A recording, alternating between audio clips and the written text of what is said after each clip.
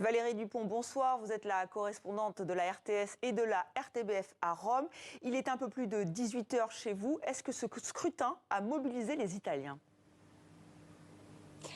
Alors écoutez, pour ça, il est encore un petit peu tôt pour le savoir parce qu'on n'a pas les deuxièmes chiffres du ministère de l'Intérieur sur l'affluence. À midi, un électeur sur 5, plus ou moins, avait voté sur les 51 millions d'Italiens qui sont appelés aux urnes. On en saura sans doute plus d'ici une petite heure. Ce qui est sûr, c'est qu'il y avait des queues ce matin, des codes devant les bureaux de vote, puisqu'il y avait beaucoup de retard à cause d'un nouveau système. Le ministère de l'Intérieur a ajouté un coupon à ces bulletins de vote pour éviter les fraudes. Et donc cela a un petit peu laissé des Italiens perplexes et cela a allongé les temps d'élection. Voilà pourquoi le ministère n'excluait pas que certains bureaux pouvaient peut-être fermer plus tard que 23 heures si jamais il y avait encore des Italiens qui voulaient voter.